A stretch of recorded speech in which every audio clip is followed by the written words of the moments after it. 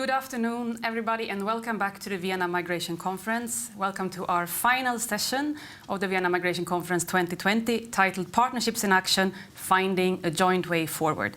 I am Cecilia Landström-Karniel. I'm heading External Relations here. I'm Hugo Brady, a Senior Advisor here at ICMPD. And we have a great panel lined up for this afternoon.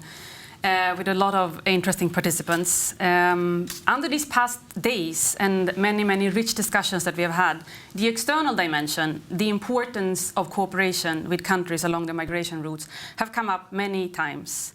This final panel is focusing on exactly this element. Hugo, what are your expectations? Well, I think we spent the last couple of days assessing the geopolitical context for discussing migration policy today by looking in depth at the situation in Turkey, Africa, Central Asia and the Middle East. And I would expect today that we start to look forward to discuss how we can actually make migration partnership workable in the current context. That's very good. And now we hand over, of course, to our moderator, Jessica Bither, who will moderate the session. Jessica is from the German Marshall Fund.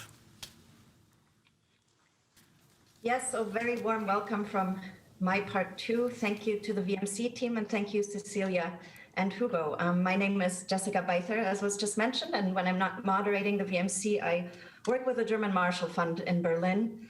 I have the pleasure of moderating today's senior panel on what was just mentioned, was really a red thread throughout the entire Vienna Migration Conference, which has been the external dimension and focusing on what are concrete opportunities to move forward. I'd like to start with welcoming our distinguished speakers. We have joining us today Mr. Maciej Popowski, who's the Acting Director-General at DG NEAR from the EU Commission. So Mr. Popowski, very warm welcome. Thank you for joining us today. Then we have Ms. Andrea Schumacher, who's the Vice President at the Federal Office for Migration and Refugees in Germany. Ms. Schumacher, thanks for taking the time and being with us here today on our final panel. We appreciate it. We have the Honorable Dr. Ahmed Munirus Saleheen, who's Secretary at the Ministry of Expatriates, Welfare and Overseas Employment for the Government of Bangladesh. Honorable Secretary, thank you very much for joining us at, I know what is a later hour in your time zone, so thank you. And last but not least, Martijn Pluim, who's the Director for Migration Dialogues and Cooperation at ICMPD. So thank you all very much for joining us. As was just mentioned, is that the topic of partnerships has come up in different ways in this conference, and there's of course a lot of hopes and expectations tied to this external dimensions. If we look at the Migration Pact, of course, it's a very crucial component for many of the entire packages, be it from return to resettlement policies, but also in the new talent partnerships. And for anyone who watched yesterday's senior panel, I think it became very clear that even when talking about finding common ground within Europe and within member states, we kept going back to the external dimension because in a way, all the crucial nodes, be it from increased border procedures to discussions on relocation internally, always hinged again upon the success of cooperating with third states.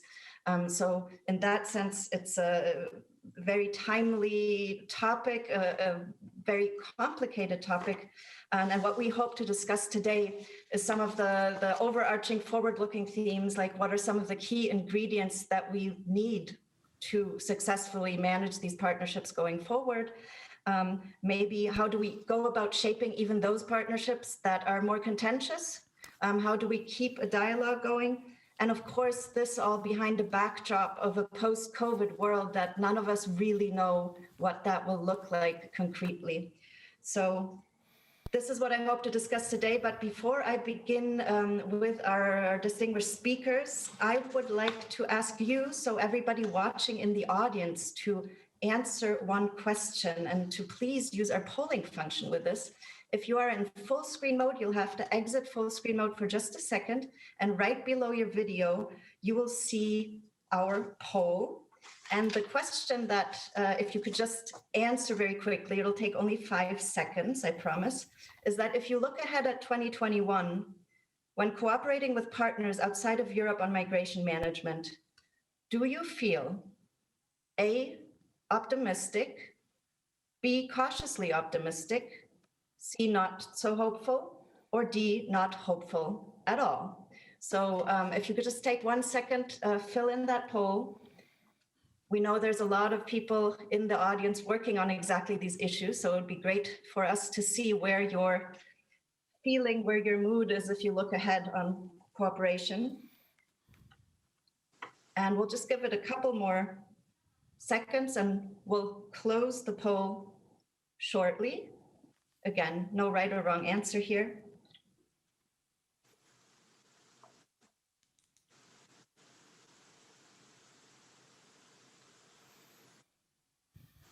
Okay, and if we just want to go ahead to our VMC team and close the poll now, and perhaps I could get a display on the results.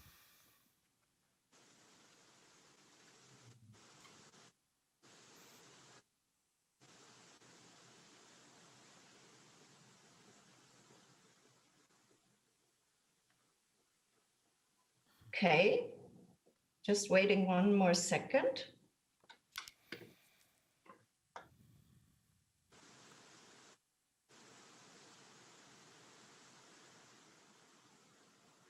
And I do see the results. So for anyone who can't see them, or I think they will be displayed now on the main live stream. So when looking ahead at 2021, when cooperating with partners outside of Europe on migration, 14% of our audience feels actually optimistic. The large majority, 54%, feels cautiously optimistic. So that's a good, I think, tendency. 25% though feel not so hopeful, and 5% don't feel hopeful at all.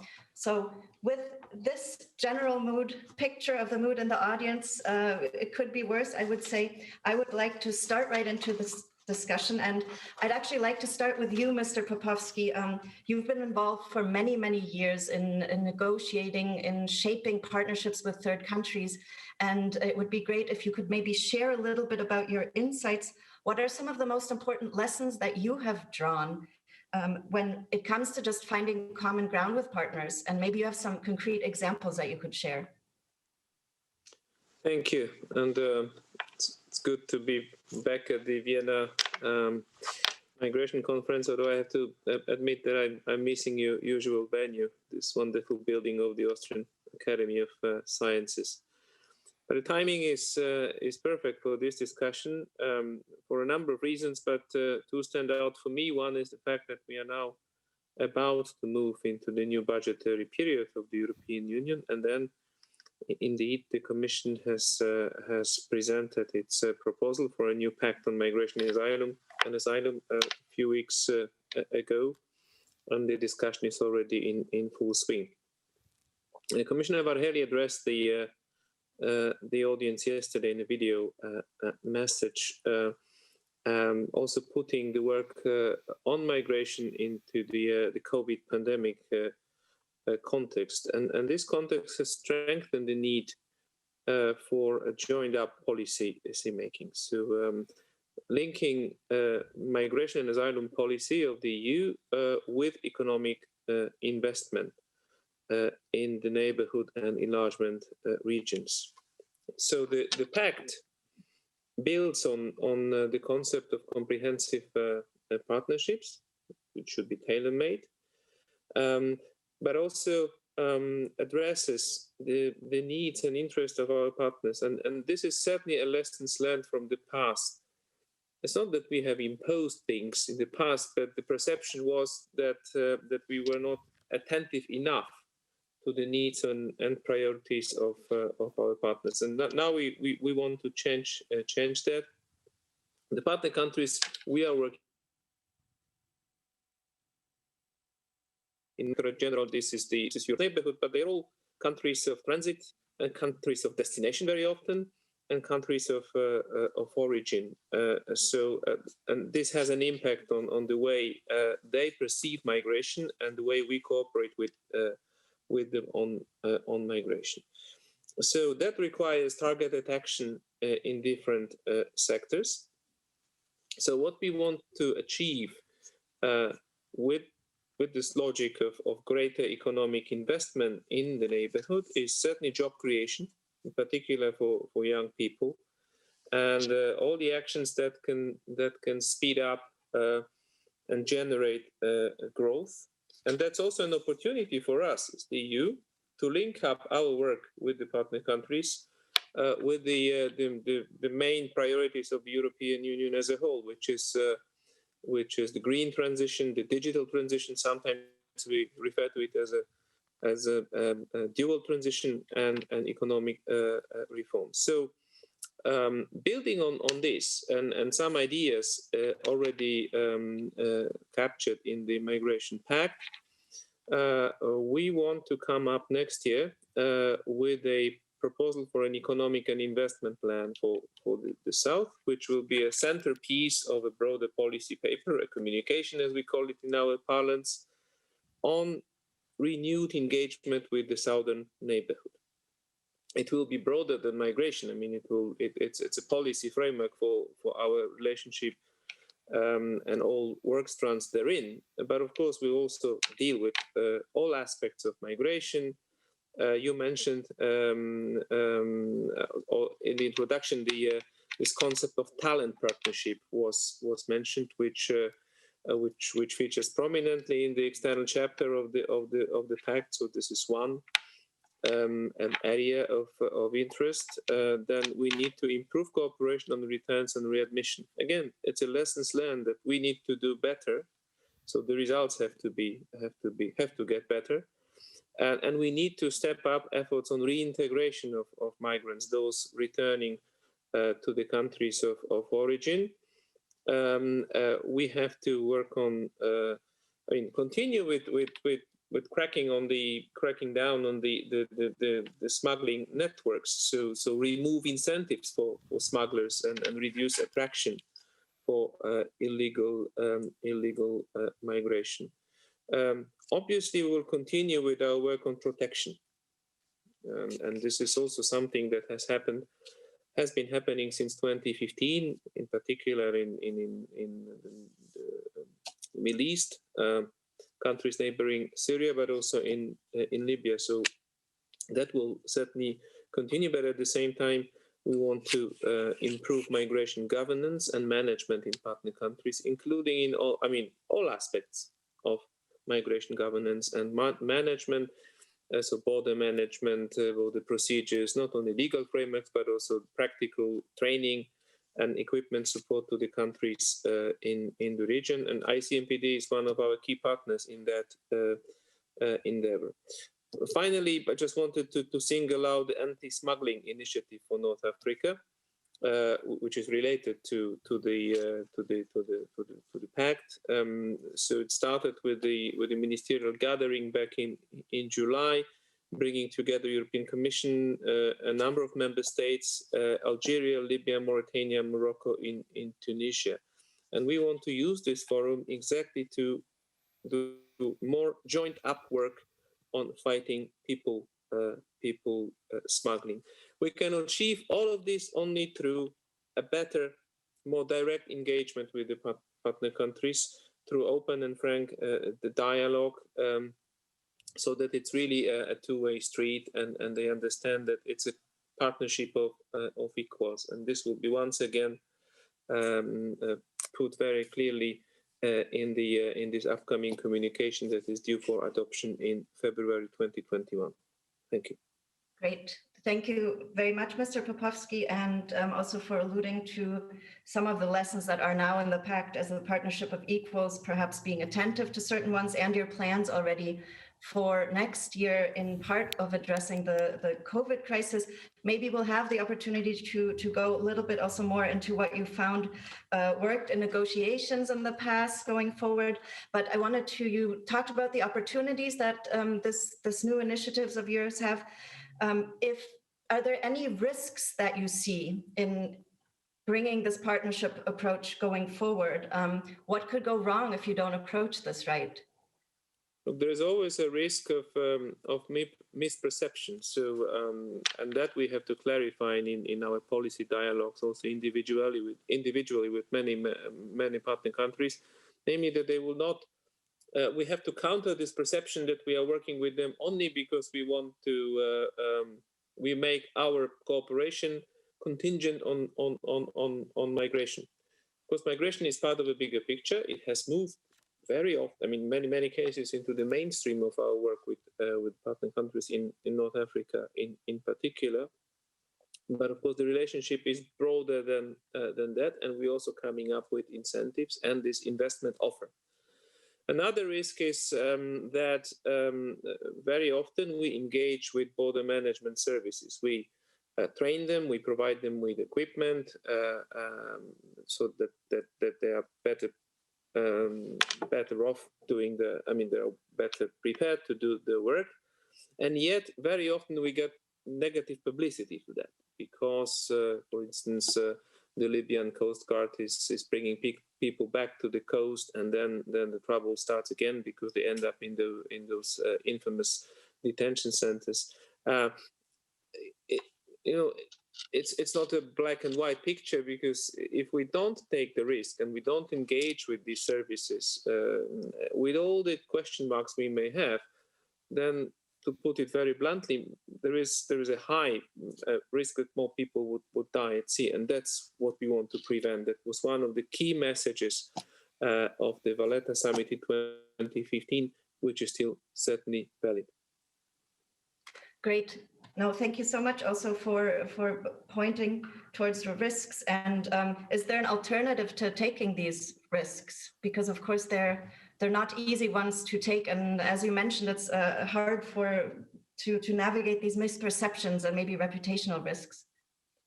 Well, the alternative is to do nothing, but I don't think it's a valuable alternative, because there is a certain responsibility.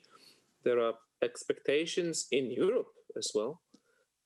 We need to be better equipped ourselves to protect, together with our partner countries, the external border of the European Union. So there is no other way than to engage.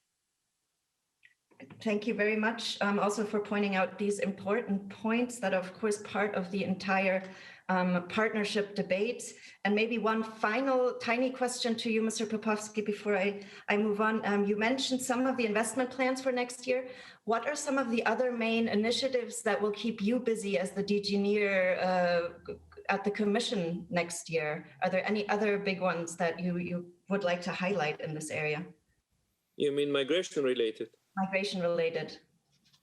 Well, we'll certainly play a role in the rollout of the Pact once agreed, because there is this external chapter, very important one for the initiative, and then of course we'll focus on our regions. One is this engagement with North Africa and the Middle East that I mentioned, so that will be presented in greater detail in the February 2021 communication. But we will also continue our work with Turkey and our cooperation, our support to refugees in Turkey. And there is a hook in the draft Pact in the Pact on Migration and Asylum, announcing that this cooperation and support will continue, even though the current arrangement, so the famous facility for refugees in Turkey, would normally come to an end in 2021. But we know we don't have a luxury to stop, because these people, this huge population of more than 4 million Syrians is there, and also the Turkish government, the Turkish authorities have legitimate expectations that we would continue with our support. Great, thank you very much. And it looks like you have your work cut out for you there already with those two items. So we wish us all good luck on moving forward. I'd like to turn to Ms. Andrea Schumacher now. You're the Vice President of the Federal Office for Migration and Refugees in Germany. And as a national institution like the BAMF, when it comes to the issue of cooperating with third countries, could you maybe give us a bit of an idea with which countries and on which priority areas you're actually already working in, so that we can see how you at the BAMF get into this idea of partnerships?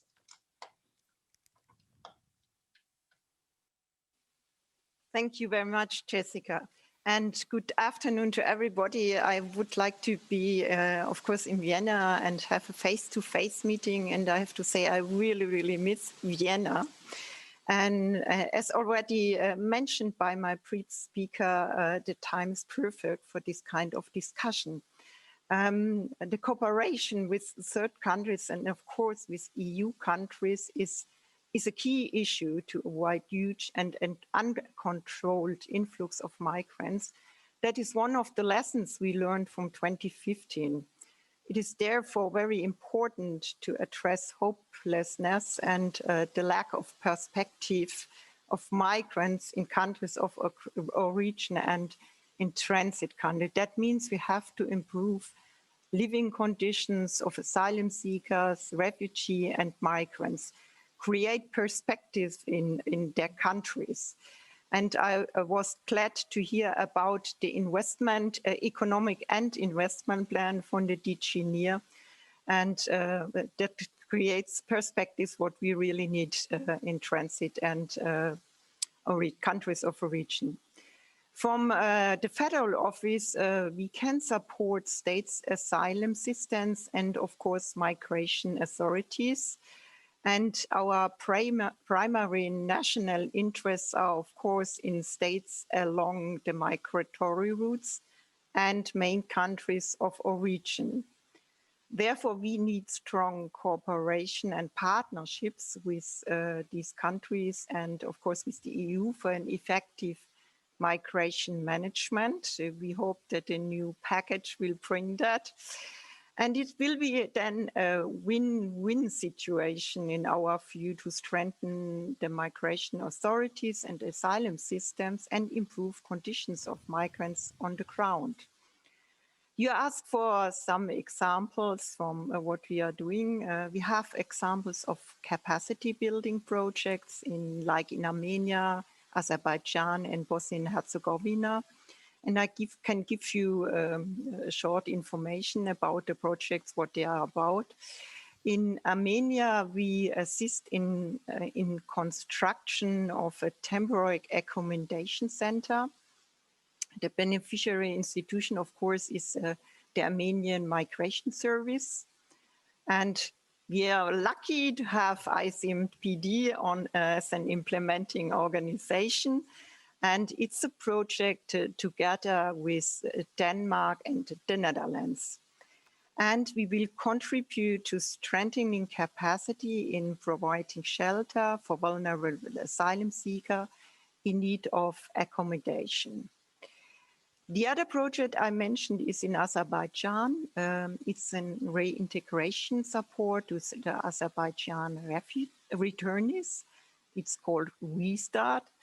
And the beneficiary institution is, again, the State Migration Service. And again, lucky implementing organization is ICMPD. And we are working together with the Netherlands and Poland. And the objective is to support the implementation of the readmission agreement in the area of reintegration.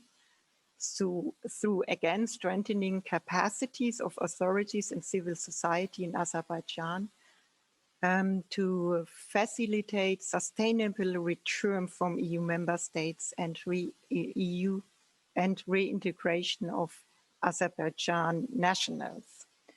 And the project with Bosnia and Herzegovina is a new project. We just signed the administration agreement on the 1st of September, and the objective is to build capacities for reception, accommodation, and reintegration of Bosnian citizens returning under the readmission agreement.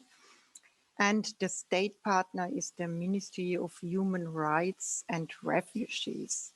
And this time the implementing partner, ICMPD, is the Austrian NGO Hilfswerk International. And together with the Ministry for Human Rights and Refugee, we install interdisciplinary teams operating across federal levels in municipalities. And this is a quite innovative idea. And from the German perspective, we think that could be a model project for the Western Balkans. For the future outlook on capacity building, we will expand our engagement in the future, of course, also with states in which cooperation projects are ongoing already. And we, of course, we are considering to use, thank you to the Commission, the post-army funds for future projects, for examples in the fields of asylum, migration and reintegration.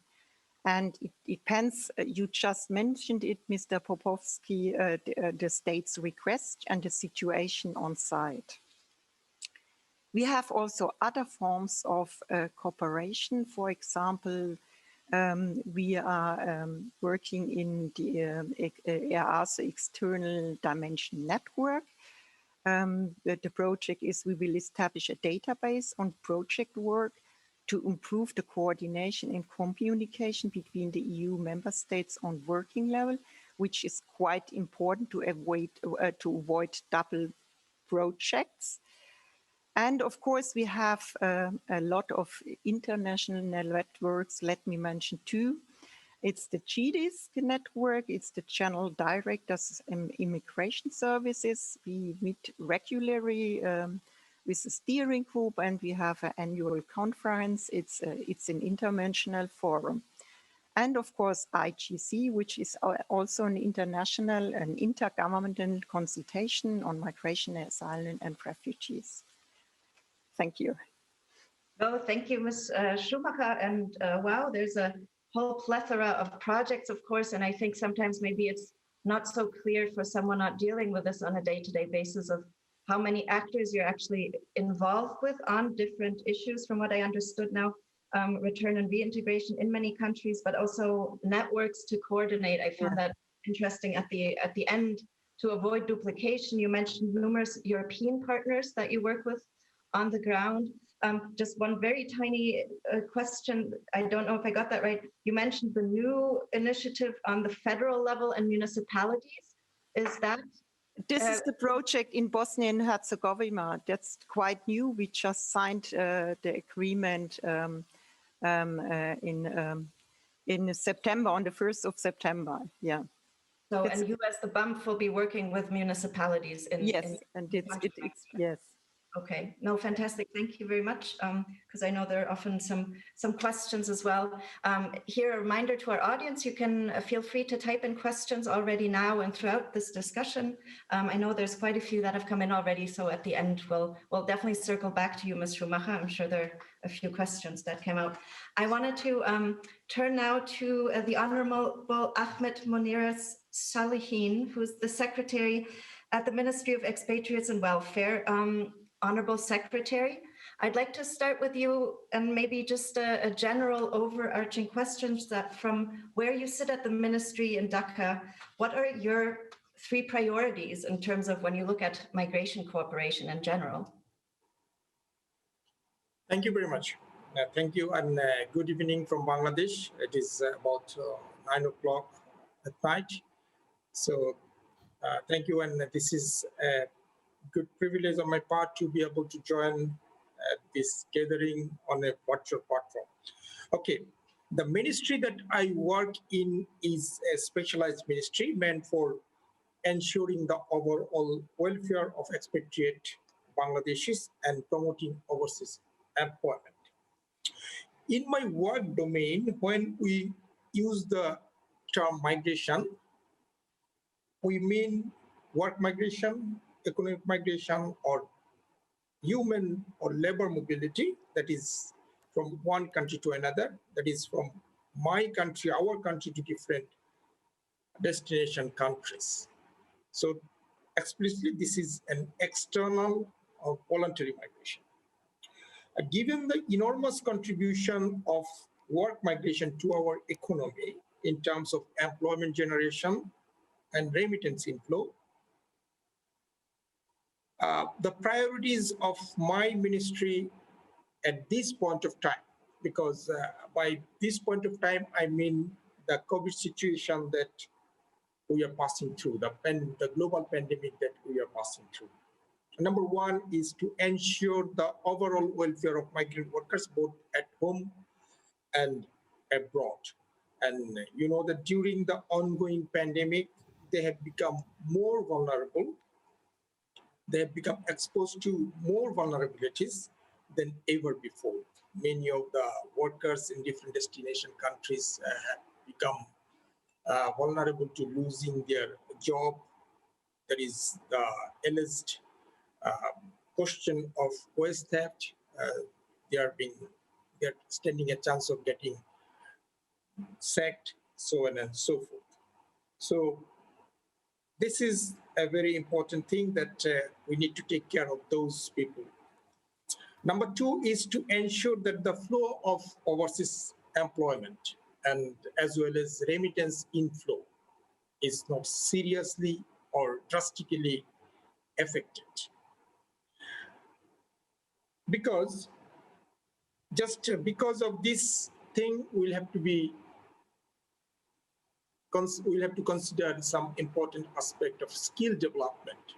So in order to maintain the employability of our people who are going abroad for different reasons for work migration, we'll have to ensure that they are properly skilled and they go through proper channel, regular channel. So this is the second priority.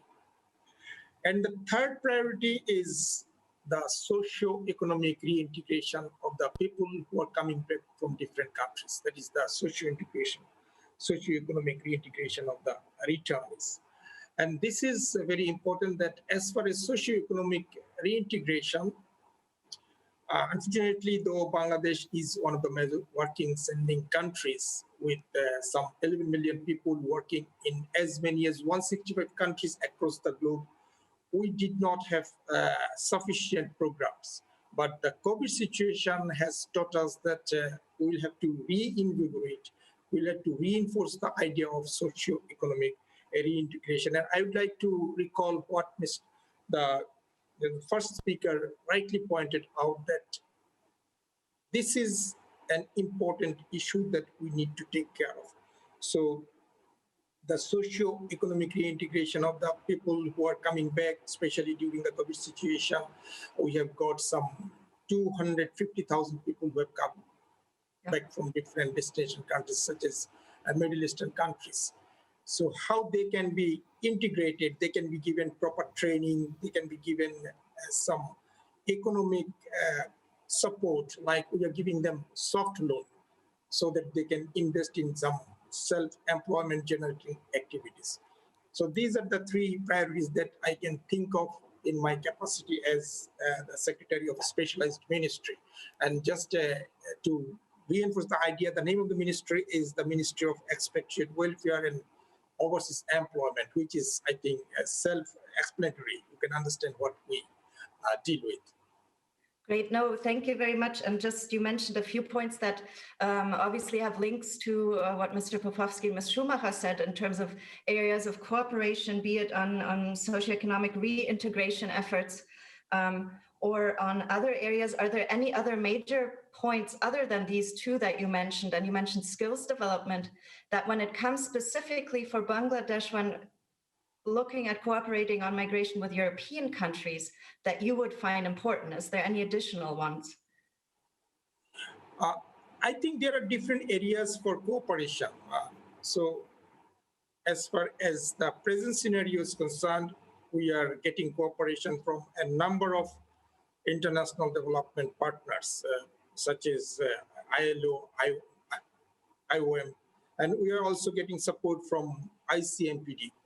Most of the support is in terms of providing different kind of awareness building program to make people aware that they take informed decision, because this is perhaps one area that we need to improve, that to make sure that people take the decision of going abroad, take the decision of migrating to a different country for economic reason, and they decide on proper information, on correct information. So making people aware and at the same time making migration a matter of positive narrative rather than negative narrative is one thing that we can work together in collaboration with our development partners. But I think that in order for us to sustain the issue of migration as a tool for development, we need to make sure that the migration is quality migration. Migration is responsible migration. It is ethical migration. It is safe and orderly. And in all these matters, we need to get support from our partners, whether it is international development partners or a European country or even local civil society. Great, thank you. So some more on the awareness raising and making migration safe. Perhaps in the question round, I'll ask you maybe if you have a specific example also in mind, maybe where this could be done more or where you've done this in the past. Okay, as I said that as far as migration is concerned, and we are the leading ministry with regard to work migration in Bangladesh, we strongly believe that cooperation and partnership among different stakeholders are very crucial for ensuring what we call safe, orderly, regular, and responsible migration. And in this regard, the cooperation that we are receiving from European Union, just I can give you one good example. I think it's a very good example that we have a partnership with International Organization for Migration. They are implementing a project which is being funded by European Union, and it is being owned by us. So this particular project is meant for the returnees from European countries and transit countries, and as well as this is also devoted to making awareness campaigns and at the same time to strengthening our migration governance. So this is a good example. In addition to this particular example, we are getting cooperation from Switzerland, from Denmark, from UK, and they are working on different areas. And I think that people in general, in our country, the migrants in general, would like to have something tangible, something, how should I explain it? So instead of getting training, they would like to get something tangible like some financial assistance. So they would be more interested in getting soft loan rather than a reskilling training. So I think that this could be a good opportunity. Apologies, to clarify, this is for your return, the reintegration program of the IOM that you mentioned. This is okay. So something tangible and in the matter of skills development, and we can maybe get in the Q&A afterwards in terms of some more legal migration issues also as well. But thank you, Honorable Secretary. I do want to make sure we get Martijn part of this conversation before I circle back to all of you. But thanks very much for raising those points and the example of the successful or what you consider a good cooperation on the ground already. Thank you very much. And with that, Martijn, I do want to bring you in. You have a lot of experience working with many different European countries as well as partner countries for many years. So you sort of really have a bird's eye perspective on this partnership building effort. And maybe you could just give us your take on what would you say are the three most important points when it comes to really finding common interests, maybe also in settings where you see that there is contentious things to be discussed. So what would you say are the most important points from your perspective? Okay, thank you very much. I think let me start by summarizing. If you look at the three main objectives of the European Pact on Migration, and then come back to the question you asked. First, I think that the Pact basically has focused on three things: to offer protection to those people in need, and to stop forced migration, to stop the reasons for forced migration, to promote return and reintegration of those people who do not deserve protection, and also to attract labor. And for that, it has basically formulated three instruments.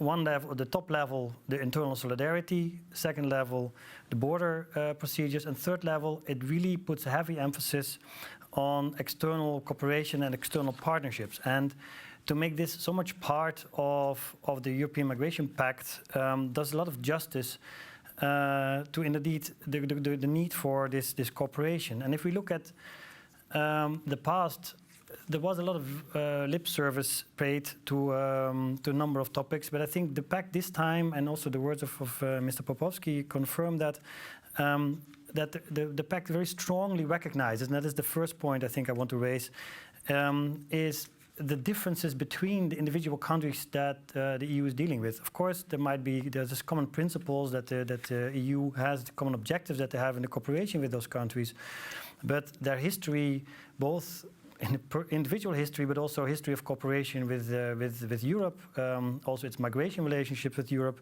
the demographic situation, the political situation, and the administrative systems in all the partner countries are so diverse that a very targeted approach is needed.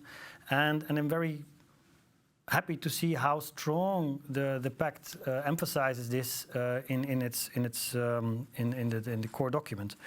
And secondly, related to that is the question of leverage. We have over the last few years heard a lot about more for more, less for less, leverage instruments. And while in many cases, and this of course is very much related to the cooperation in the area of return and readmission, we have to see to what extent this approach has borne fruit.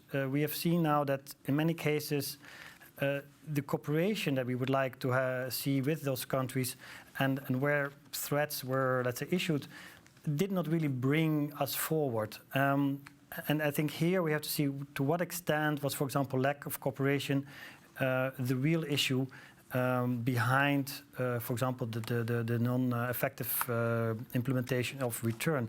And that brings me to the third point, and I think the most important thing. And also here the Pact gives a lot of instruments, and that is to come to mature partnerships, mature and very diverse partnerships with the individual countries. When I talk about mature partnerships, of course, there is clear European interest, and these clear European interests have to be understandable for the partner countries, but at the same time to listen also very carefully to also what the Honourable Secretary now said. What are the interests of a country like Bangladesh? What are the interests of a country like Nigeria or Ethiopia, etc., etc.? To what extent can we match these interests in the area of promoting labour mobility, skills and talent partnership? To what extent can we actually bring into this partnership, which is bilateral, also other partners? How can we work with municipalities? How can we work with the private sector to make sure that the package of cooperation becomes very diverse, becomes a complete package, and is embedded in the wider partnership? I think here, if anything that I have learned and I have too many meetings happened where I met with a counterpart of the Director-General of Consular Affairs, who would say, well, you know, next week there will be another man sitting there at the place you sit who tells me to take back my people, without carefully listening to actually my interest. I think what we learned from the work that we are doing both on bilateral level but also as a secretariat to a number of migration dialogues is that the positions are very often not so far apart. There is no interest in countries of origin to have their people stranded on an island or illegally present or regularly present in an EU member state. They cannot contribute with remittances. They are harmful for political relationships. Their families are not in a good situation. So there is actually much more room for cooperation and for identified cooperation than has been explored in the past. So that's, I think, for me, the main lesson learned in this regard.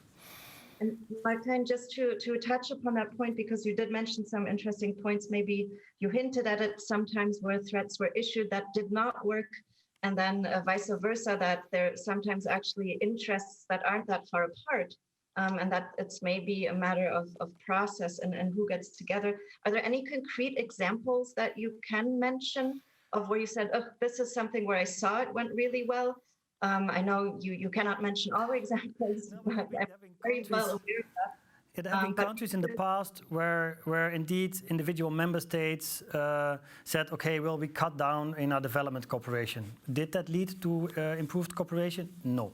There is efforts where countries, where the EU would say, okay, well, we have objective reasons to impose new visa restrictions, etc., on an individual country, and then there is no agreement among the EU member states to punish that country because that country has particular punish in this regard.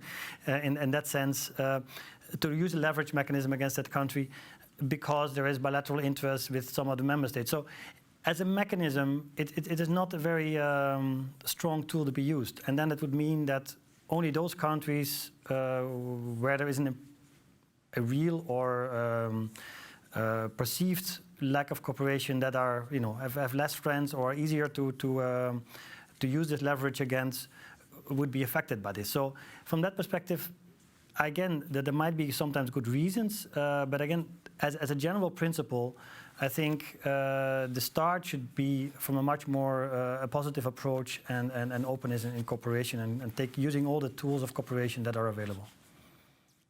Thank you for being as precise as you can, I know. And maybe before we switch to some questions, I know there are a few questions that have come in already. And again, our audience, you can pose the questions underneath the live function. I just want to briefly touch very briefly on just one more point to sort of complete the picture, and that's Martijn, one of your main tasks, let's put it this way, is that you're also responsible for your main overarching dialogue processes, right? The Rabat, Prague, Khartoum processes. And I'm wondering if you could give us a little bit of the glimpse of beyond being sort of, maybe some would say they're talking shops. What concretely can these dialogue processes contribute? What have you seen, what you've received feedback? And maybe also, where do you think these dialogue processes can be used more? So maybe you can just give us a glimpse into the role of them. Thank you. Yeah, so we are, as an organization, since the day we were established in 93, we provide support to the chairs and the governance structures of those processes. That means Budapest process, Prague, Rabat, and Khartoum process. And as a secretariat, what I have seen, and for myself, having been involved in this for the last 20 years, is that if you would have only dialogues, indeed, you can say, well, they only bring people together. Now, I think even that would actually be useful. These regional processes, interregional processes, where you have European member states plus West African, East African, Central Asian, East European, and Silk Route countries coming together, contribute a lot to a number of things. First of all, they help countries in an informal setting on equal footing to understand each other's priorities and ambitions and objectives, and that's key. They also can inform each other about new experiences or new policies that they have implemented and share them among both technical experts, but also every few years on political level. So you get a kind of a common approach on political level, which can then be implemented on technical level. So they are essential for networking. Now, of course, this year has been a bit special, but also even during COVID times, via different events that we organized and that the chairs asked us to organize, we were able to continue to share experience. Okay, how does COVID influence you? What measures are you going to take? What effect is it? So by creating this common understanding, new bilateral, multilateral initiatives also on operational level are established. So I think from that perspective, these migration dialogues are an essential component from the global toolkit, let's say, that governments have to understand and manage migration. And I think without them, I mean, there's a good reason why they exist. And I think without them, many countries would do a lot of things tapping into the dark. And we have seen that by, for example, opening up the Budapest process and focusing it actually on the Silk Route countries 10 years ago has led to a completely different type of cooperation between Europe and those countries. And we see this also in other areas. And if you were to be able to improve just one thing on the processes, or have you had an idea, could you name something? Well, first of all, to guarantee the stability of the processes, the continuity of the processes is something which is essential. The Budapest process, as I said, has been going on for now 27 years. Others have been going for 15, 10 years. The continuity of participation, I think that's essential. But at the same time, making sure that those processes have the tools and instruments and the guidance from the chairs to also react to new developments, where possible include new actors like municipalities, react to new migration routes, new migration priorities, new themes, migration and environment, how do we link up topics that have not been discussed openly. At the same time, they have to maintain what they're strong in, and that is their informal character, the way of bringing people together who normally would, in a formal setting, would be much more complicated to meet up. Great, no, thank you, because of course, maybe the Migration Pact and the new processes, these issues would be a way to utilize these dialogues, of course, in the good ways they've been used before and maybe in new ways as well. So thanks very much. I do have some time now to discuss with all of you, also to answer your questions to each other. And I have a few questions that have come in already, some concrete ones. And I'd like to start with one that's to you, Mr. Popowski, which is, you mentioned that in the beginning of your statement, there was the perception that the EU was not receptive enough of partner countries' need, and that's changed now from years past. And how was this perception altered? What did the EU do specifically to change that? Well, we offered a lot of tailor-made assistance. A good example is Morocco, where after the peak of arrivals from Morocco to Europe in 2018, we put together in record time a huge package of 140 million euros. Most of it was funding going directly to the budget of the country, so that the Ministry of Interior had a bit of breathing space to pay for whatever they had to pay. And it was very much appreciated. Now, we saw that the attitude of the government changed a lot. They are much more eager to engage with us, so it's a good basis to build on. Okay, thank you also for giving the specific example of Morocco, where this was changed over the past years. There's a second question which relates to the practical ways in which countries of origin and third countries can build partnerships with the European Commission. So the question is, what are some of the ways in which this intelligence from urban areas can be better incorporated into reintegration and resettlement partnerships? I guess maybe the question is, just to stick with you, Mr. Popowski, in terms of urban areas, local levels, do you as the Commission see a role in facilitating that in your negotiations, when you go about and negotiate these agreements going forward? How does the local level and urban issues and intelligence go into that, not on a bilateral basis with member states, but from the EU perspective? You can certainly play a role. I mean, I'm not really working a lot with countries of origin. So most of the countries we are covering are countries of transit. But of course, there are countries of origin as well. But we've had some experience in working with local authorities, local structures, even in a quite difficult environment like Libya. So we put together a program for 24 Libyan municipalities, all the way alongside the migration route through Libya from the south to the north, where quite a huge number of migrants stay. So because most of the people who live in, the migrants living in Libya, 700,000, live in different host communities, not in camps or detention centers. So we thought we would engage with them, even though we know that the state structures in Libya are pretty weak, but there are some basic structures in place with some legitimacy and with the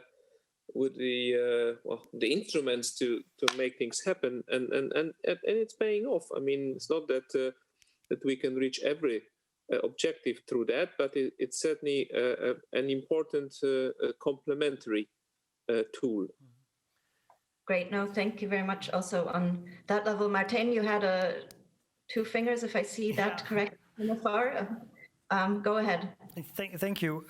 If I may compliment, I think the cooperation with the cities and municipalities is important, and with the support of DG NEAR, we have been working a lot with bringing together cities along around the Mediterranean, including Amman to Morocco and a number of Southern European cities, bringing them together and working with them, sharing experiences on how cities play an important role with regard to the integration of migrants. I think 75% of migrants, and in some countries even 90%, are actually living and in the end being hosted by cities. So cities play a very important role in communicating and reaching out to migrants, in integrating. The success of migrant integration very often depends on the capacity of cities to provide services for them. So I think from that perspective, it's very important that these experiences are shared and can be used.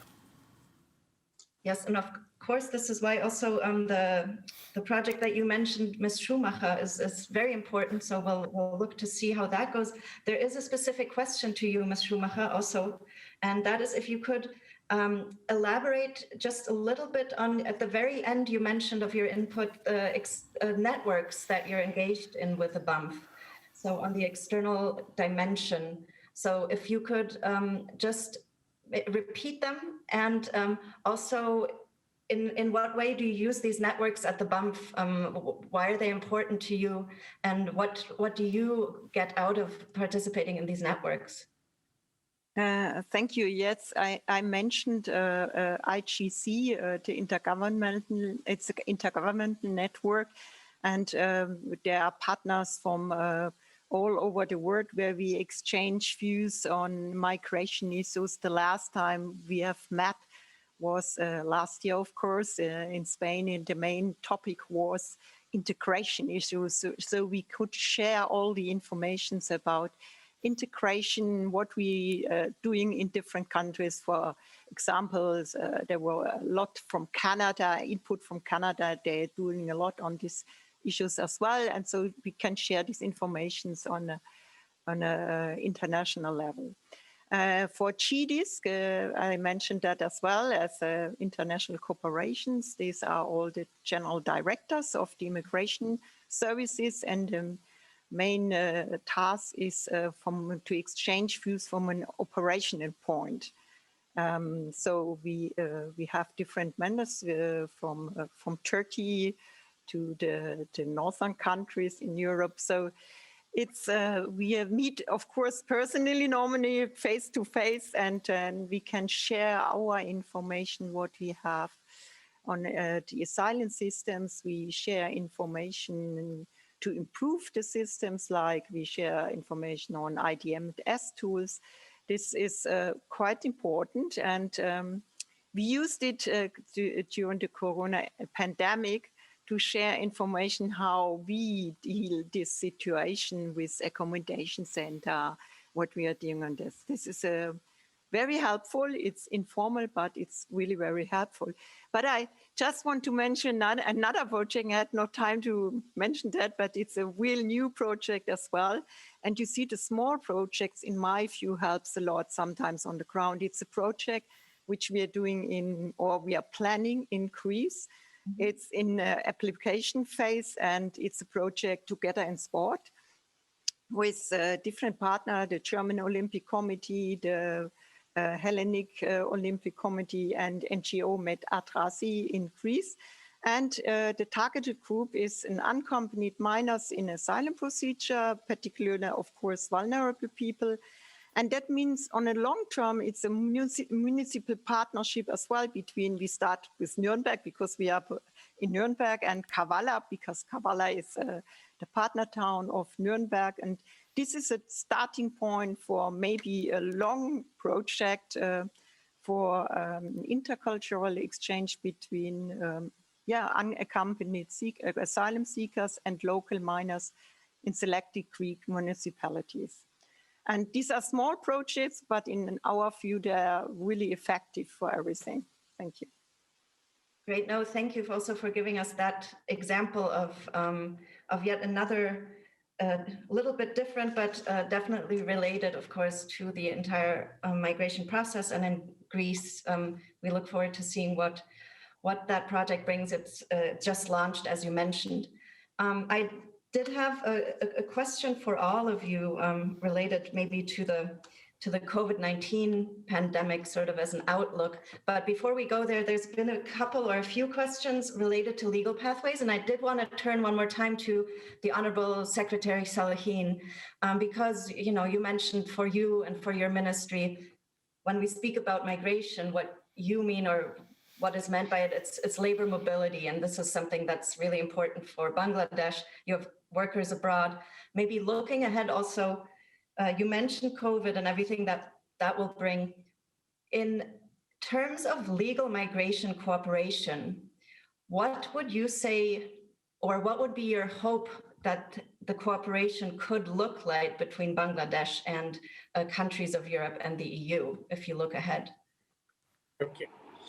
Thank you. I think this is a very pertinent, very relevant question, because we in Bangladesh always try to ensure that migration is safe and regular, as we always say, and it is a legal mandate on our part.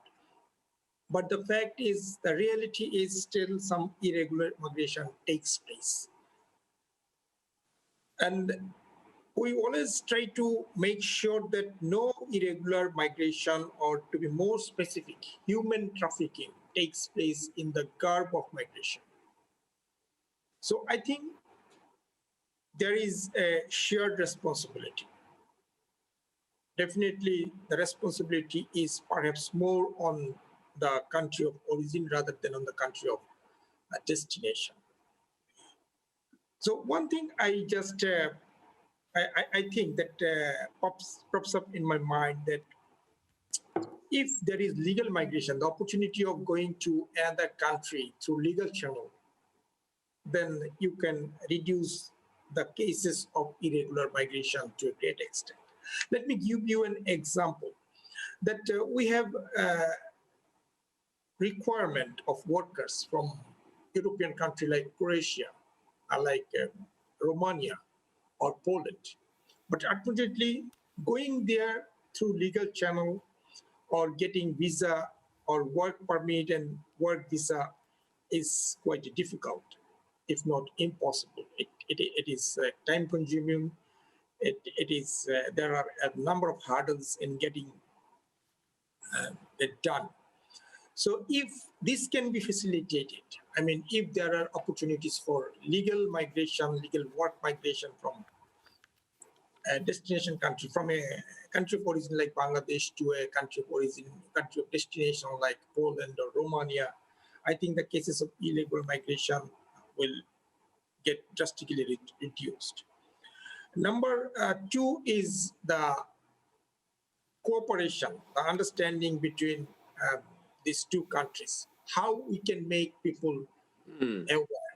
As I said in answer to my to other question, that we need to make massive awareness campaign, and at the same time we'll have to make people skilled so that they have got ample opportunity of getting employed inside the country. So at the end of the day, what is important is a partnership, and it is not only among the stakeholders locally, it is an international partnership, a bilateral and multilateral partnership, where both the parties or all the parties concerned come together and try to work for a single cause, that is safe, orderly, and regular migration. Great. Thank you very much also for pointing to that. And of course, this has come up, but some real demand, as I understood, there are some active requests from certain European countries, right, for Bangladeshi workers. And how can we work with some concrete different tools on the ground to make this migration maybe shared understanding of what is actually happening and what maybe also the actual demand is in Europe, which is an important point. I did want to ask our remaining speakers maybe just one more question on content, maybe 2-minute answers. Want to be mindful of the time, but Mr. Weinbrenner, who is from the Interior Ministry of Germany, yesterday on the panel mentioned it again, but he highlighted how important it will be to take into the effect the post effects of COVID-19 in the partner countries that you will, that Europe will create partnerships with on migration. And of course, this is against a backdrop that we don't know how European countries and labor markets will be affected and how this will change politically within Europe. Based on that, maybe just a very brief assessment, and maybe I'll start with you, Martijn. Do you see COVID, will it become harder or easier maybe even to find common interests and ground based on what the pandemic is causing and the fallout we may see socioeconomically? I hope it would make things easier, because indeed there is a common interest to address the COVID-19, to maybe not return to a pre-world where there was a lot of maybe what we can now see useless business trips, but to come to normal mobility and to regular travel and tourism, trade. I think that is something where we can see that there might be a stronger interest. At the same time, I think what we should look at very carefully, what we have seen now was, especially in the first wave, it's less now, the explicit recognition of the important role that migrant workers play in many of the essential jobs that have to be fulfilled in our societies. At the same time, we also see that it might have led to discrepancies and or also departure of workers from countries which actually would need, for example, health workers and others. So I think there is a more common interest to come to a more regulated migration system. Irregular migration and forced migration has stopped in some areas, has moved sometimes to other areas. I think that all countries, transit countries, countries of origin, countries of destination, at least now could come much easier to a more regular ways of mobility. I think Mr. Krastev said it at the first evening of the Vienna Migration Conference that we always say we don't want workers, but we are welcoming refugees. In the reality, it's the other way around, and many of our societies do need the workers. So if it would help to come to more regulated forms of labor mobility, I think now is the time to discuss this very directly and openly. Thank you. Thank you. So one area maybe on labor mobility that would be open after the COVID. I'd like to ask the same thing to you, Ms. Schumacher.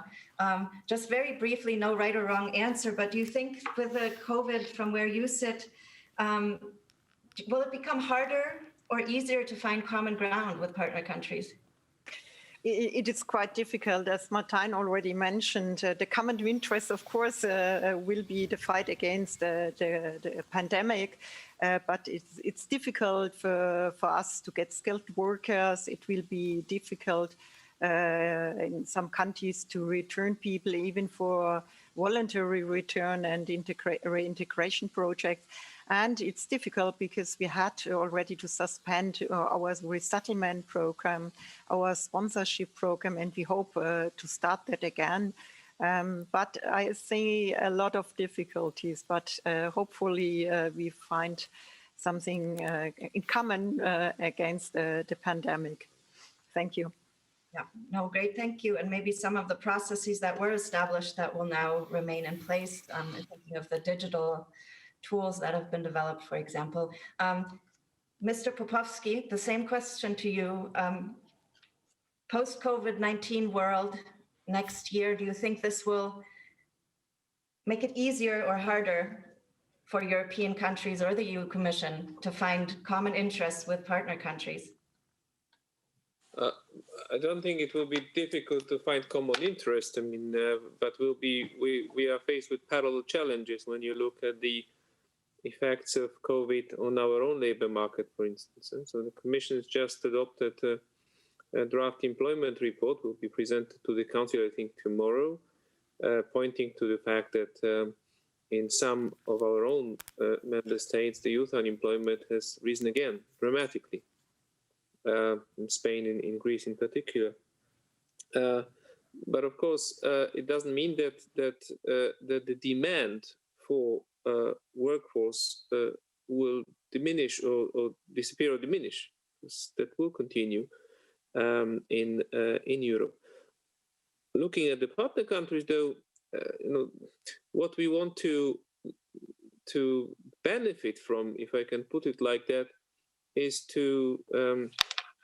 this post-COVID momentum or this reconstruction, COVID recovery. So we have the same in Europe with powerful tools that are still being put in place. But we want to replicate the logic of, as President von der Leyen calls it, build back better in our partner countries. So, and that's the logic actually behind the economic and investment plan, and we already put forward one for the Western Balkans, which we are now going to roll out as of early 2021, and so the same logic will underpin the one for the South. Great. No, thank you very much for that assessment. I know it's not an easy answer, but from what I hear from all of you, that there is some opportunity in this as well, to build back together, as you said, Mr. Popowski, and perhaps even on the issue of labor migration, labor mobility. Yesterday, as I mentioned on the panel, it became very clear that the internal dimension among European member states depends on functioning partnerships.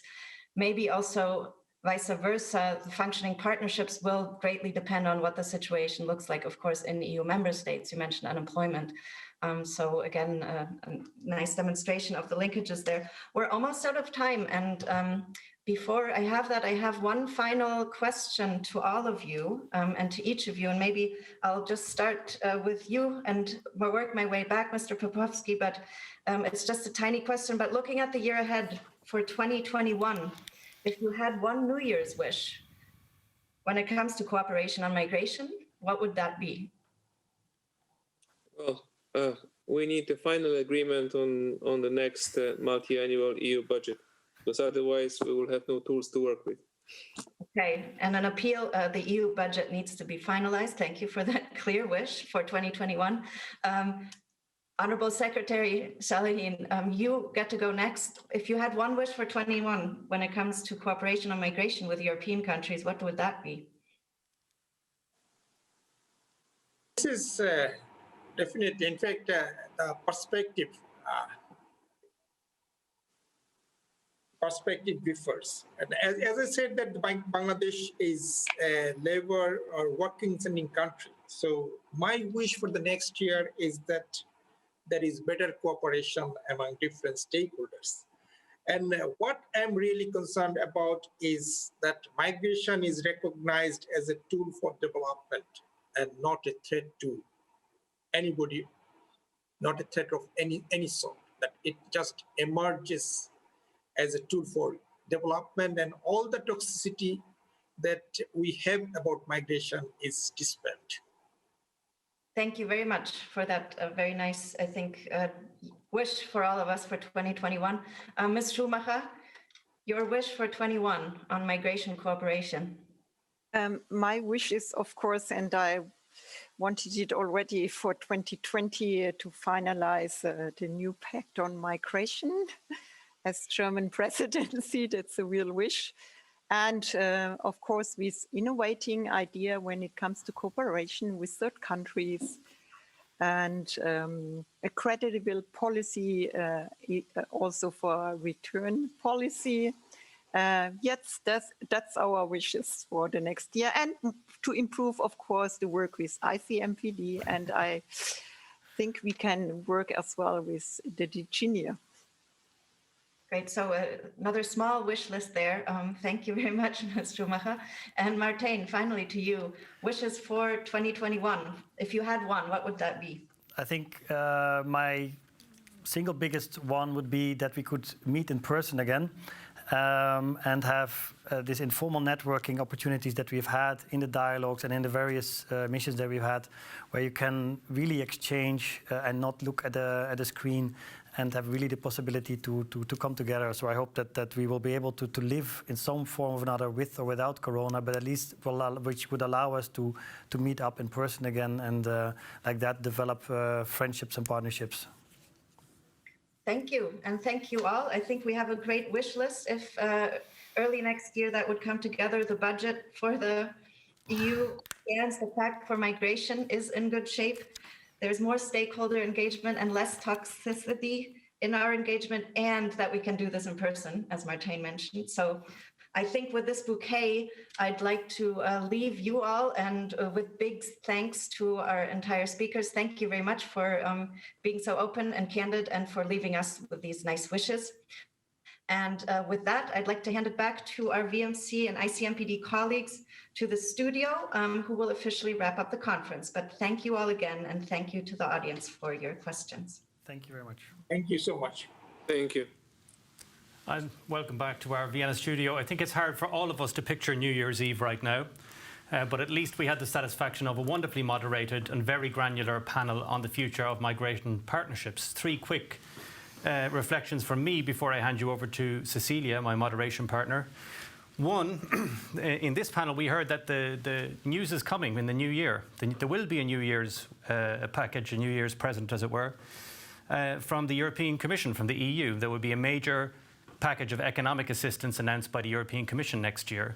And also we heard from Maciej Popowski that the Commission intends to answer favourably to the Turkey's request for a continuation of direct assistance to Turkey, the world's largest refugee hosting state. So this is an important first context for the entire discussion. Secondly, we heard from Bangladesh on the need to tailor any such assistance, that's especially that connected to return or readmission, in a clever way. He gave us the example of soft loans versus training, which is more attractive for people looking to return to Bangladesh. He also gave us this idea of the scale of the challenge, which, if I heard him correctly, 250,000 people returning to Bangladesh inside 1 year because of COVID-19. So there is a need for a tailored approach. Last reflection from me, Martijn Pluim warned us about getting into a downward cycle of recriminations where there's actually less and less cooperation if we take an approach of trying to punish each other. I don't think there's any space for revenge politics in the future of migration cooperation. So Martijn made that clear, and he also made another point which has come up several times over the week and which our Director-General mentioned just this morning, on the need for a better connection between the high-level political and technical level in migration. Frequently they talk past each other. And these were my 3 main reflections from that discussion, which was an absolutely fantastic panel. Cecilia. Well, thank you. I really agreed. It was a fantastic panel. It's so good to end this conference on a very positive note and with all of these nice wishes for the future. And we really hope that it will come true very soon. A couple of reflections from my side on what has been said here. If I just link up to many discussions that have been held until today, and also yesterday's panel, senior panel. We saw that, and we know all that external cooperation is absolutely crucial to make any internal system also work, and this is what we've been focusing on today, and that really runs, I think, in the DNA of the organization of ICMPD. This is what we do. We build partnerships, and we do it This is what we do. We build genuine partnerships with countries along migration routes. And one example that Martijn also mentioned is the Budapest process, where this type of cooperation was expanded and including the Silk Route countries, and that has been a very successful way of building cooperation in those countries in a genuine way.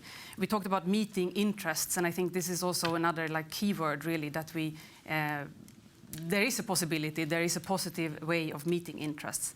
And the new pact is also, when it was introduced, it was called a paradigm shift to external cooperation. One element that will show this is the talent partnerships. And this we had a session on that this morning, actually, on talent partnerships. That was very, very interesting, and was highlighted in the panel that it's how important it is to start an early dialogue, to have a dialogue with all relevant countries, but also in the countries at all levels, and also to include employers, etc., in this conversation. So referring back to that is also one very interesting, of course, new element that we are looking forward to seeing how that develops. Thank you to all the panelists. It was extremely interesting. I also liked hearing about Germany's cooperation with countries further away and how much effort is put into this. From Bangladesh about really looking at finding ways of skills development also and finding tangible results in this. Also, the meeting of the interests as the final word. That was all the reflections that I had, and it was very nice of Ms. Schumacher to refer to our involvement in the project in Armenia. Yeah. And also, thank you for that, and also for other nice references to. Very flattered by Maciej of Popowski's mention of ICMPD's work flattered. in Morocco and other places in Africa. So, of course we will continue to be a reliable partner, as this I think 2021 will also not be a picnic, but ICMPD will be here for sure. Without any further ado, and no more praising of ourselves, of course, given the scale of the challenges ahead, I would like to hand over to our Director-General, Michael Spindelegger, for his closing reflections at the end of VMC 2020. Thank you very much, Cecilia. Thank you, Hugo, for doing also an excellent job as moderators. And hello, once again, to all participants at the Vienna Migration Conference 2020. We have come to the end of a remarkable week. We started on Monday discussing the impact of the pandemic with Switzerland and Portugal, the incoming EU presidency. Of course, then we had the great keynote debate between Ivan Krastev and Martijn Selmayr, looking at the challenges of the past, present and future, including the pandemic. Over the following 3 days, we took a geopolitical journey as ministers, senior officials and experts from around the world, exchanging views on the current migration challenges. Turkey, Central Asia, Africa, the Middle East, the Western Balkans and Eastern Europe were all prominent. So was the need for reform of the EU's borders and refugee policies. And what do I take at the end away? 3 things. First, that despite the feeling that the pandemic stops us from making progress, in fact, there is an incredible amount going on in migration policy circles. Whether we talk about adapting border controls to new challenges and threats, deepening discussions on refugee resettlements and legal pathways, or on working together on post-COVID-19 economic reconstruction. The range and depth of discussions this week has been quite inspiring and has left me personally very optimistic for 2021. Second, on reform of the EU borders and refugee rules. It is clear that the time is almost over for the polite exchanges and the tough work begins now. As soon as 2 weeks from now at the Justice and Home Affairs Council on the 3rd and 4th of December. We have heard the hopes of key players that a deal can be done and their expectations for how that deal should look. There should be no false optimism, but also no excessive pessimism. We begin these talks in a more constructive atmosphere than at any time over the past 5 years. Where we can be helpful, ICMPD will be here as a facilitator of dialogue and mutual understanding over the next 2 years. Despite what some say, Europe will not fail over migration. Less ideology and more pragmatism is the only way forward. Third, we have heard the expectations of Europe by its neighbors. We have a shared migration challenge. There is a very large degree of consensus, even between sending and receiving countries, on how best to respond to this challenge. Progress means taking responsibility for our own borders and deepening cooperation with others at the same time. ICMPD will also be here to support this effort over the coming 5 years in the European Union's new financial cycle begins to work in earnest. My final conclusion is that there is no global catastrophe that we can prevent the Vienna Migration Conference from going ahead. Rain or shine, we will be here, as with everything else ICMPD undertakes. I want to thank my deputy, Lukas Gerke, and the VMC 2020 team for their dedication in taking the event online and using this crisis as an opportunity to make our annual conference more interactive and dynamic. We have had multiple times more attendees than at the regular conference as a result. We have had between 1,200 to little over 2,000 viewers per day, every day for 4 days. From Afghanistan to the United States, from Helsinki to Lagos. Of course, I also want to thank our sponsors, the Austrian Federal Ministry of Education, Science and Research, the Swiss State Secretariat for Migration, and private company ORS. When we meet for the Vienna Migration Conference 2021, we hope to be discussing successful international cooperation in the rolling out a worldwide vaccine for COVID-19. We hope to be discussing great progress on EU asylum reform under the Portuguese and Slovenian presidencies. And we hope to be toasting great strides forward in migration diplomacy between Europe and its neighbors and partners.